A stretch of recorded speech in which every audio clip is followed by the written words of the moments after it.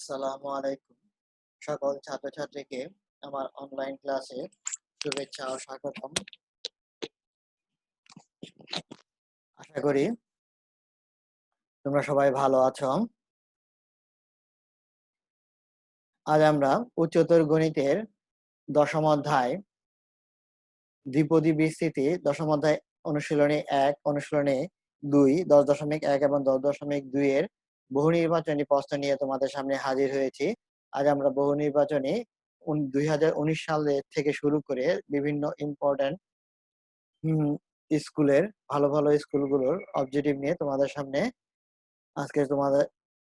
হাজির হয়েছি। এর সমাধান দেওয়ার চেষ্টা করব। প্রথমে দেখো, আমরা যে ১ নম্বর অবজেক্টিভটি রয়েছে 1+y⁸ এর বিস্তৃতিতে r+1 তম পদের সহগ কোনটি হবে? এখন এই x1+y⁸ এখানে n হচ্ছে 8, আমরা r+1 তম পদের যে সূত্রটি সেটি হচ্ছে n কম্বিনেশন r। তাহলে এখানে n এর মান হচ্ছে 8 আর r+1 তম পদ r তো দেওয়াই আছে, তাহলে আমাদের অ্যান্সার হবে এখানে 8, এই যে কম্বিনেশন r। এরপরে 2 নম্বর কোশ্চেনটি দেখো, k - x/3 এর বিস্তৃতিতে k কিউবের সহগ যদি 256 হয় তাহলে x এর মান নির্ণয় করো। এখানে তোমরা কি করবে, এর বিস্তৃতি করবে। যখন আমরা কে কিউব পাবো, সেই কে কিউবের সহগ, সেই সহগকে আমরা যদি প্রশ্নমতে তাহলে সহগটিকে প্রশ্নমতে লিখবো 560। সেইখান থেকে আমরা সমাধান করে এক্স এর মান নির্ণয় করব। এই সমাধান করে আমরা এক্স নির্ণয় করি, তাহলে সেটি এক্স ইজ ইকুয়াল টু আমরা পাবো +-6। এরপর 3 নম্বর অবজেক্টিভ দেখো, 5 কম্বিনেশন 4। তোমাদেরকে দেখিয়ে দিচ্ছি 5, তারপরে তোমরা শিফট দিয়ে যে ভাগ চিহ্নটি দিবে ক্যালকুলেটরে, শিফট দিলে সি আসবে, এই কম্বিনেশন 4। তাহলে 5 কম্বিনেশন 4 হচ্ছে 5। আবার কি করবে, এবং এর সাথে আমরা গুণ করব 6, তারপরে শিফট দিয়ে ভাগ দিয়ে তারপরে দিবে 3, অর্থাৎ আমাদের আসতেছে 100। তার মানে এই অ্যান্সার হচ্ছে ঘ। এরপর দেখো, 1+y⁶ এর বিস্তৃতিতে y⁴ এর সহগ কত? আমরা যদি এটিকে বিস্তৃতি করি তাহলে সেখানে দেখো, আমরা প্রথম পদ আসবে 1, তারপরে দ্বিতীয় পদটি আসবে 6 কম্বিনেশন 1 ইন্টু y, এরপরে তৃতীয় পদটি আসবে 6 কম্বিনেশন 2y², এরপরে আসবে 6 কম্বিনেশন 3y³, এরপরেই আসবে 6 কম্বিনেশন 2y⁴। তার মানে এখানে y⁴ এর সহগ হচ্ছে 6 কম্বিনেশন 2। তাহলে এই 6 কম্বিনেশন 2 কে যদি আমরা ক্যালকুলেটরে আনি, 6 তারপর শিফট দিয়ে ভাগ দিব, তারপর কম্বিনেশন 2 ইকুয়াল টু 15। একবার দেখে নাও, 6 কম্বিনেশন 2 ইকুয়াল টু হচ্ছে 15। তার মানে এটি হচ্ছে আমাদের খ। আশা করি তোমরা ভালো বুঝতে পেরেছো। এবার আমরা পরবর্তীতে যাচ্ছি পেজে।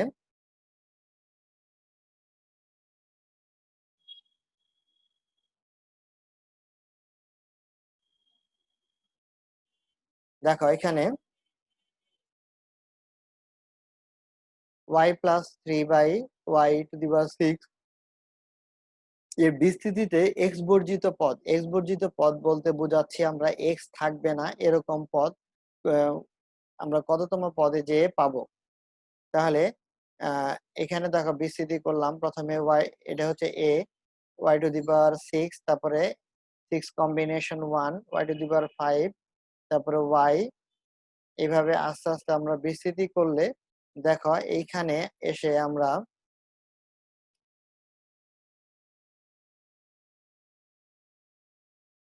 y⁶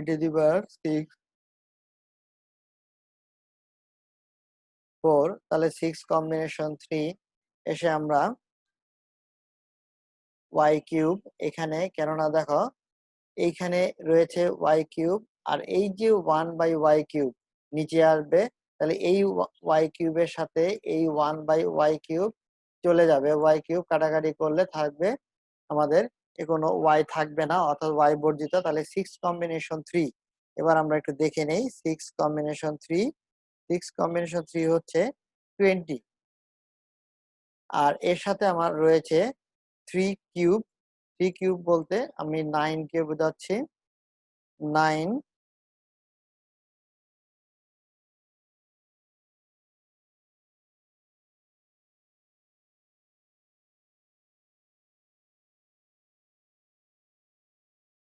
ও 3 কিউব হলো 27।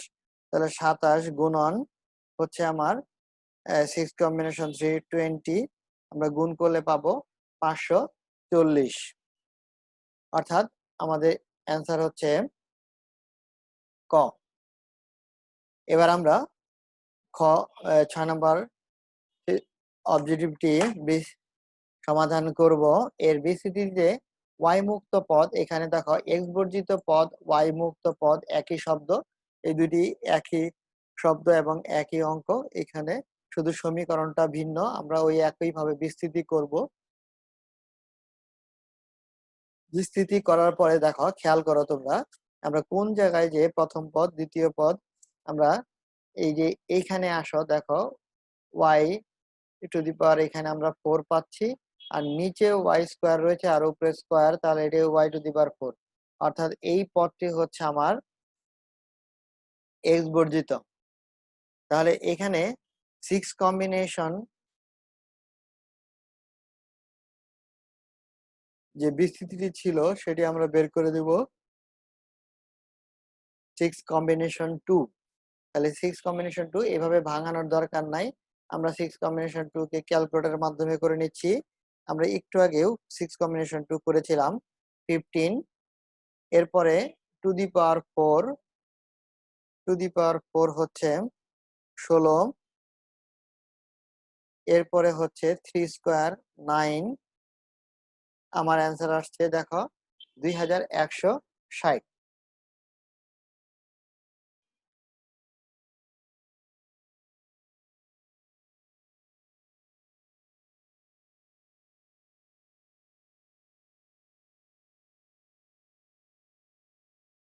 এবার আমরা আরো কিছু অবজেক্টিভ সমাধান করব।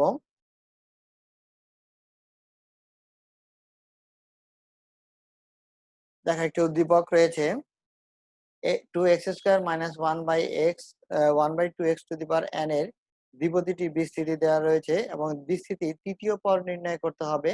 আমরা এটি বিস্তৃতি করব। প্রথম পদ হচ্ছে 2a টু দি পাওয়ার 8, তারপরে 8 এর পাওয়ার একটি n কম্বিনেশন 8 হবে, 8 কম্বিনেশন 1, তারপরে x এর পাওয়ার একটি কমবে 7 হবে এবং -1/2x 1। এরপর 8 কম্বিনেশন 2 2x স্কোয়ার পাওয়ার 6 এবং -1/2x স্কোয়ার। অর্থাৎ এখানে আমাকে তৃতীয় পদ পেয়ে গেলাম আমরা। এই তৃতীয় পদে আমরা একটু ভাঙবো 8 কম্বিনেশন 2, সেটি দেখো আমরা ক্যালকুলেশন করে দেখি। 8 কম্বিনেশন 2 হচ্ছে 28। তারপরে টু দি পাওয়ার 6 রয়েছে, এর সাথে আমরা গুণ দিব টু দি পাওয়ার 6। এরপরে আমরা এর সাথে গুণ দিব টু দি পাওয়ার 6, তারপরে মানে 4 ও 4 দিয়ে ভাগ দিতে হবে।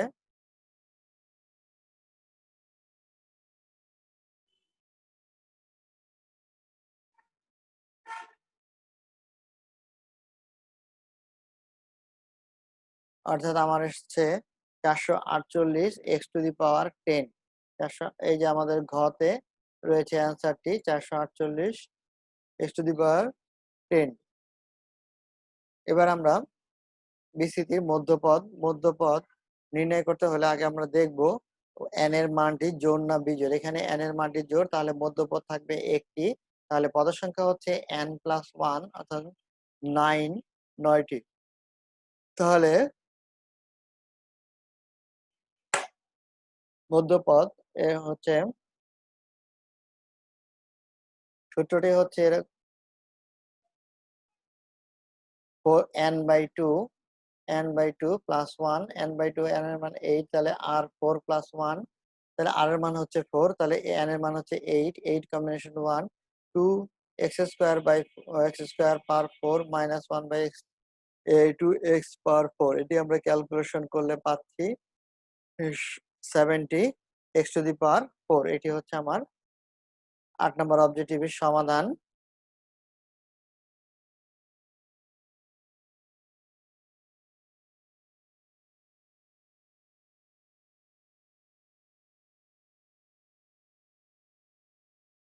এরপর দেখব উদ্দীপকটি কি পরে নেই আমরা। X to the power 4 plus 1 by x to the power 4 minus 2 whole cube, এটি একটি বীজগণিতীয় রাশি। রাশিটির বিস্তৃতিতে পদ সংখ্যা কত হবে?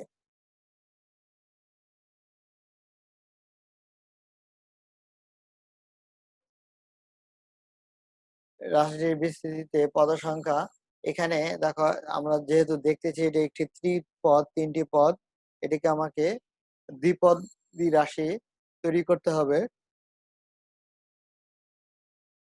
এটিকে যদি আমরা x to the power 4 x square দিয়ে whole square 2 minus 2 x square 1 by x square into 1 by x square whole square দিই, তাহলে একটি হোল স্কোয়ারের সূত্র হবে, সেটা হবে x square minus 1 by x square whole square.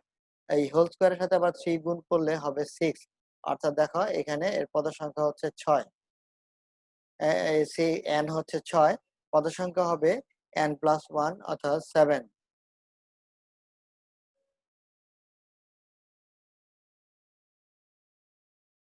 তারপরে রাশিটির বিস্তৃতিতে এক্স বর্জিত পদের মান কত?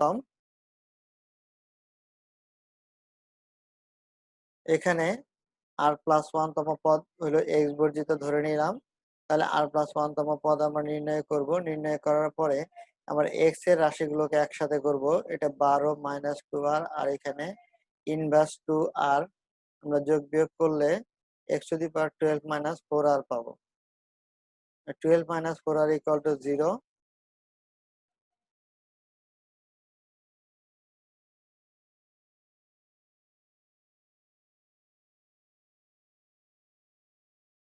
তাহলে এই আর এর মান পাচ্ছি আমরা 3, তাহলে এই আর এর মান যদি আমরা বসিয়ে দেই, তাহলে এখানে এক্স বর্জিত তার মানে 6 কম্বিনেশন 3, এবং এক্স এর আর এর মান 3 বসালে এই পদটি শূন্য হয়ে যাবে, 1 হয়ে যাবে, তাহলে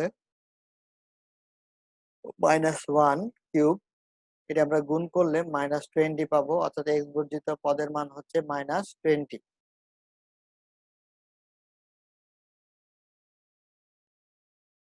n কম্বিনেশন 0, n কম্বিনেশন 0 হচ্ছে 1, মানে ফ্যাক্টোরিয়াল 1। এটিকে আমরা ফ্যাক্টোরিয়াল যে সূত্র, সেই সূত্রটি ব্যবহার করেছি। n কম্বিনেশন r এর যে সূত্রটি ছিল factorial n divided r factorial, এবং r minus n minus r, এটি ছিল ফ্যাক্টোরিয়াল n কম্বিনেশন r এর সূত্র। এবার y প্লাস 1 বাই ওয়াই স্কোয়ারের বিসিডিতে পদ সংখ্যা কত হবে? আমরা জানি সাধারণত n যা থাকবে সেই থেকে 1 যোগ করলেই পদ সংখ্যা নির্ণয় করা যায়। তোমরা মনে রাখবে সবাই, আমার দ্বিপদী রাশির যে n এর মান, সেই n এর মানের সাথে যদি আমরা 1 যোগ করে দেই, তাহলেই আমরা এই দ্বিপদী পদ সংখ্যা নির্ণয় করতে পারবো। দেখো এখানে তোমাদের সুবিধার্থে আমরা সূত্রটি ওকে ব্যবহার করে দিয়ে দিয়েছি, n যা থাকবে তার সাথে 1 যোগ করে দিলেই হয়ে যাবে। এবার 1 minus 3 x to the whole to the power 5 এর বিস্তৃতি এক্স কিউবের সহগ কত?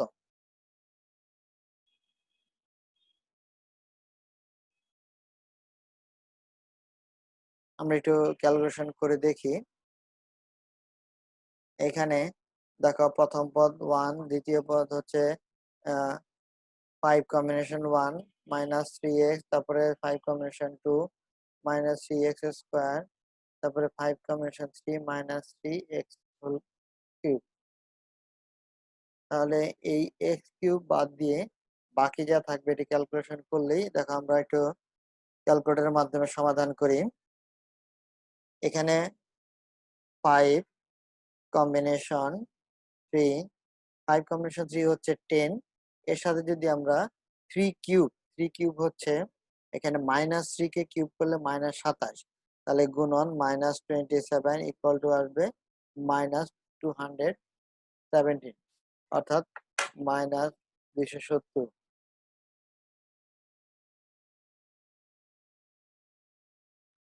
আমরা 13 নম্বর অঙ্কটিও সমাধান করে ফেললাম। এবার আমরা পরবর্তী আরো একটি পেজে যাব।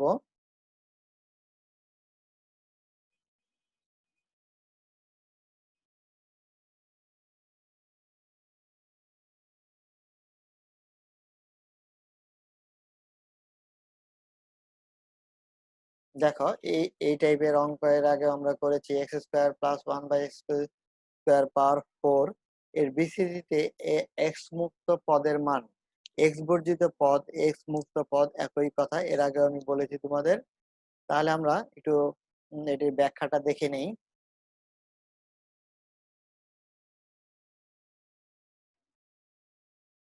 এখানে স্কোয়ার রয়েছে x² + 1/x² পাওয়ার 4, তাহলে n হচ্ছে 4, তাহলে আর a হচ্ছে x², b হচ্ছে 1/x², তাহলে আমরা a two the power n, তারপরে প্লাস 4 কম্বিনেশন 1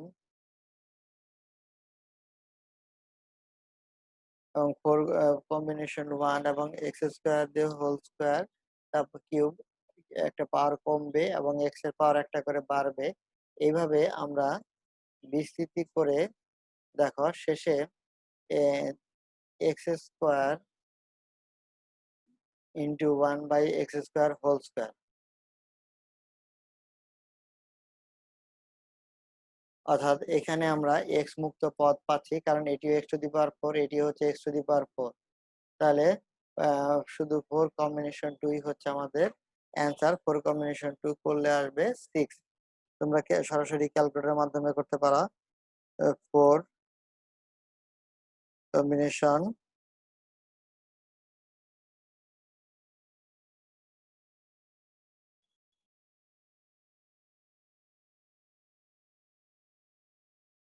আচ্ছা, এরপর আমরা দেখো 15 নম্বর অঙ্কটি দেখব। a প্লাস 2b পাওয়ার 5 এর বিসিটিতে a টু দি s, এখানে হচ্ছে a কিউব এবং b স্কোয়ার এর সহগ নির্ণয় করতে হবে। তাহলে এটিকে আমরা আবার বিসিটি করব, এর পাওয়ার একটি করে বা কমবে এবং b এর পাওয়ার একটি একটি করে, এবং b এর পাওয়ার একটি একটি করে আমাদের বাড়বে।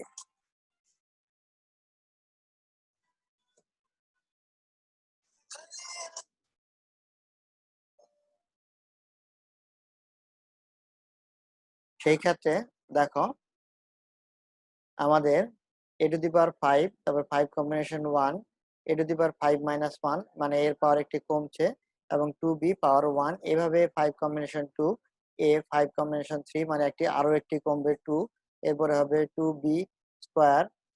এইভাবে দেখো এখানে আমরা a কিউব পেয়ে গেলাম এবং b স্কয়ার রয়েছে, তাহলে এখন বাকি যে সংখ্যাটি থাকবে সেটি হবে আমাদের সহগ।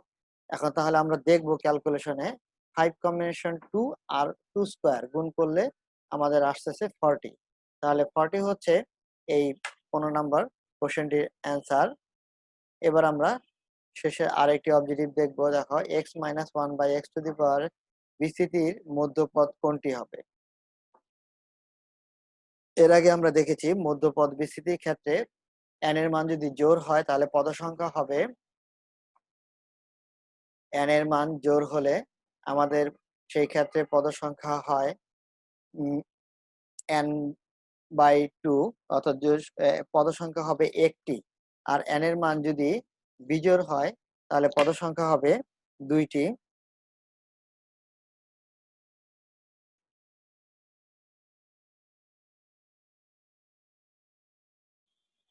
তাহলে আমরা দেখব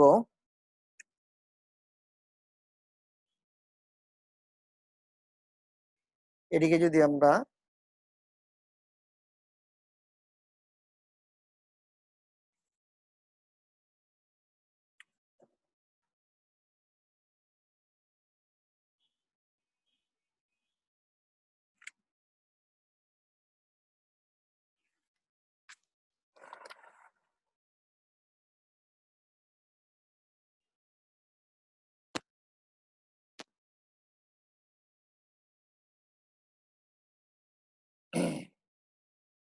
তোমরা এটা কি করবে দেখো আমি বলে দিচ্ছি। এখানে n এর মান হবে 4, তাহলে 4 ভাগ 2 হবে 4 ভাগ 2 হবে 2, তাহলে 2 প্লাস 1,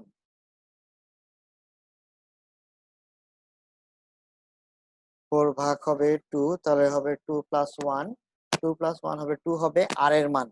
এখানে 2 হবে r এর মান, তাহলে r প্লাস আসবে r প্লাস 1, আর n এর মান হচ্ছে তাহলে 4 কম্বিনেশন 2, এবং এই x to the power x to the power হবে n মাইনাস r, অর্থাৎ 4 মাইনাস 2 x স্কোয়ার। দেখো আমরা যদি এটি ক্যালকুলেশন করি তাহলে আমাদের, তোমরা খাতা নিয়ে বসো, আমি এটিকে মুখে মুখে তোমাদের বলে দিচ্ছি, তোমরা ক্যালকুলেশন করে ফেলো, তারপরে তোমরা অ্যান্সারটি বের করে ফেলতে পারবে।